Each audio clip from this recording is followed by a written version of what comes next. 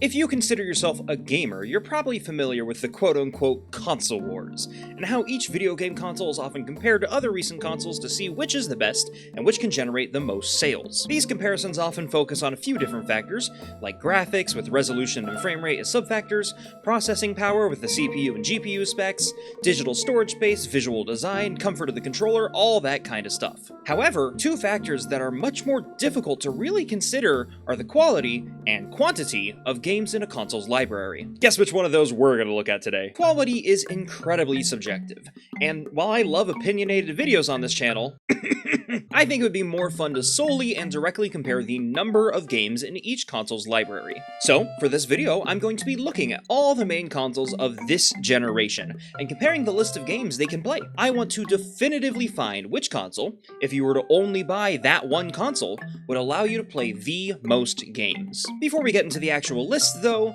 there are a few edge cases I need to clarify. First off, I'm only going to be looking at consoles, so PCs, I know you can play basically anything, but I'm not putting in the work to count all the games you're able to emulate, all the weird little flash games out there on the internet, and everything on PC storefronts like Steam and Epic and GOG. Secondly, most consoles these days are capable of playing games from previous consoles created by their company. I wasn't sure if these should count, as they're not games made for the given console, but they are games capable of being played on the given console, so I guess they count. If it runs on that console, it's on that list, so each old Xbox 360 game that runs with the Series X counts as a separate game for the Series X.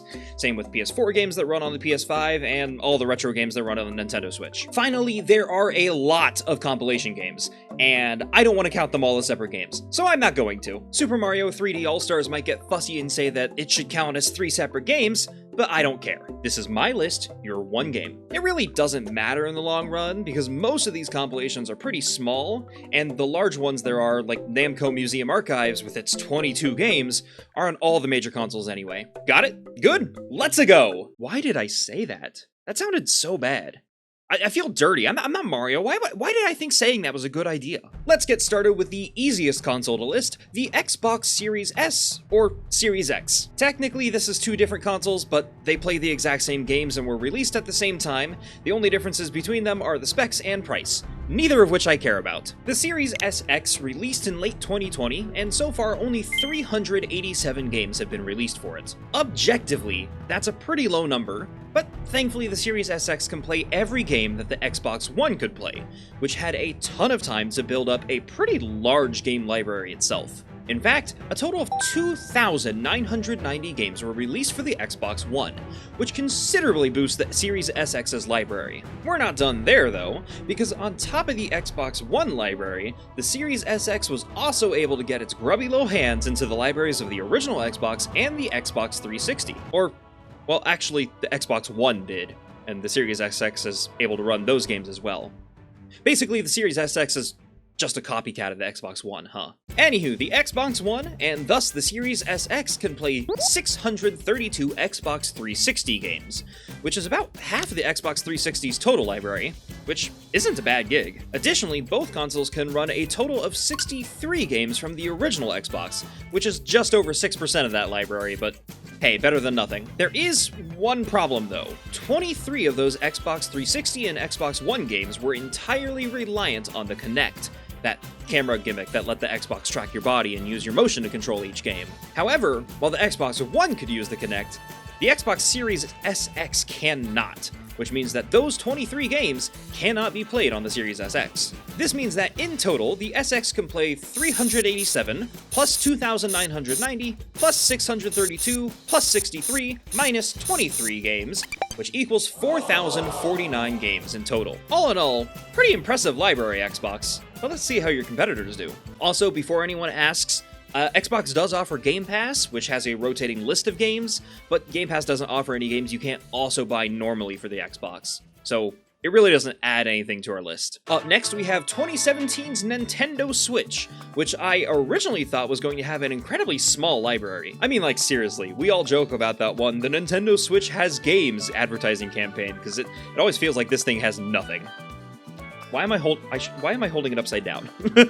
While official numbers were difficult to come by, my rough count came to conclude that Nintendo only published somewhere between 100 and 110 first-party games for the Nintendo Switch, which is pretty dang low for a company that has historically relied on first-party titles for their consoles. However, thankfully the Nintendo Switch has gotten an absurd amount of third-party support, something Nintendo really hasn't seen since the Wii days, leading to a total of 4,480 games on the Nintendo Switch. Or so I thought. It was here in my research where I hit a bit of a snag. See, I'm mainly using the Wikipedia list of what games are on each console, and trying to double check those lists manually with each company's virtual storefront. When double checking the Xbox website, the numbers didn't quite align with the Wikipedia lists. For instance, it said there were 2,760 games available for the Xbox One instead of the 2,990 games on the Wikipedia lists.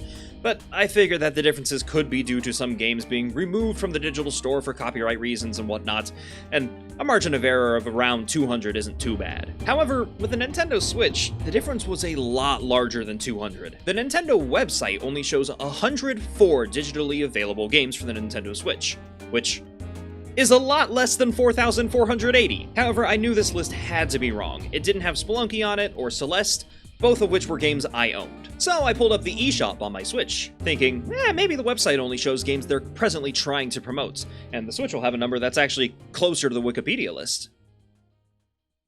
And I was partially right. There's no single obvious number on the Switch store saying, this is how many games we have. But if you do an advanced search, the eShop does give a number of how many games are included in that search. So I used the advanced search function, fixed it to software so it excluded DLC, applied to all the game-related genres so it would exclude other applications that weren't games like YouTube and Twitch and stuff, and hit search. 9,773 results. That's a fair bit more than 4,480. Interestingly, this number wasn't consistent. Every time I checked, it would show a different number, even if I was searching within the exact same constraints. However, it was always lower than that initial result of 9,773, so 9,773 seems to be the upper limit. However, I don't trust this number. The fact that it's so inconsistent and changes every time I refresh the eShop leads me to believe something is a little wonky with the eShop's counting function. If you want, you're welcome to keep this 9,773 number in the back of your own head, but for this video I'm going to trust the 4,480 games listed on the Wikipedia. And funnily enough, that's still not all the games on the Switch. See, I had said earlier in this video that we're counting all the backward compatible games, which includes the retro titles.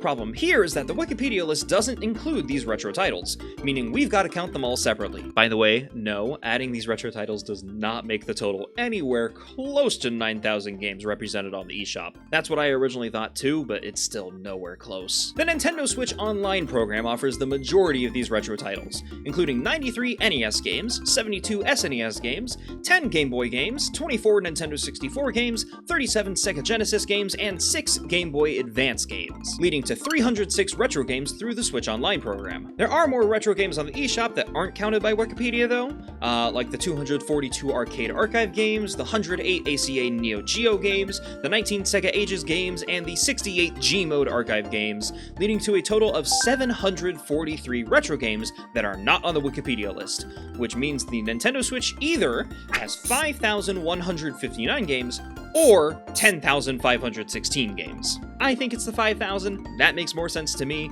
but do what you want with that information because I'm done with the Switch. This thing has made me rather upsetty.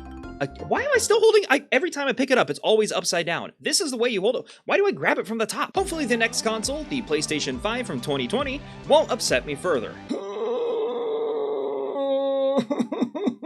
The Sony website states that the overwhelming majority of the 4,000 plus PS4 games are playable on PS5 consoles. PlayStation VR games are included among the thousands of PS4 games that are playable on PS5 consoles. Yeah, sure thing. Wouldn't it be funny if the list of PS4 games didn't even get close to 4,000 games? I'm in pain. The Wikipedia list shows that the PS4 has 3,282 games, only 9 of which are non-compatible with the PS5, so that's 3,273 PS4 games that can be played on the PS5. Add to it the 546 native PS5 games on the Wikipedia list, and the 629 PlayStation VR games that don't have a standalone equivalent, so they weren't included on the PS4 list, and you have a total of 4,448 games playable on the PS5. Add an extra 25 PSVR 2 games, because that comes out soon, and I don't know if it'll be released before or after I'm finished with this video, and you've got 4,473. Guess how many games the PlayStation's website says are playable on the PS5? Go on. Yes. I'll wait. I won't wait, I'm very impatient. The PlayStation Store says that there are 6,083 PS4 games and 1,461 PS5 games, meaning that you can supposedly play 7,544 games. Honestly, at this point, I'm just amazed that the Xbox Store website was anywhere close to the Wikipedia list. I don't know what's going on. I don't know if this is just an issue with digital storefronts counting things that the Wikipedia lists don't, like deluxe editions versus standard editions, or if this is an issue of thousands of indie games not being counted or logged at all on Wikipedia. Or maybe it's an issue of the biggest video game companies in the world not knowing how to code a system that accurately counts what's on their storefront. Whatever the issue is, however you decide to count, I think there is a single clear winner. It would appear that the console with the most video games playable on it is actually the Nintendo Wii U. I'm not even joking. You can see myself in there. That's pretty neat. This video was originally going to exclusively look at the current generation of consoles, the three we've mentioned before, but out of sheer curiosity, I decided to crunch the numbers for the Wii U as well, because, you know, I knew it had some virtual consoles that weren't on the Switch. And I was a bit surprised by what I found. There were 791 games made for the Wii U across both physical releases and the Wii U eShop. Additionally, the Wii U can play any Wii game through VWii mode, and since there were 1,647 Wii games and 438 WiiWare games, all of those get added to the Wii U's library too. The Wii U also had a bunch of virtual console titles, which adds 94 NES games, 51 SNES games, 21 Nintendo 64 games, 74 Game Boy Advance games, 31 DS games, and 33 TurboGrafx 16 games, which is a total of 304 official virtual console games, which, when added to the totals of the Wii U and Wii games, comes to 3,180 games. But wait, dear viewer, we're not done yet. Those are just the official virtual console games. If you have a modded Wii U and use a program called the Ultimate Wii U Virtual Console Injector, otherwise known as the VCI, it turns out that you can inject any ROM for any virtual console.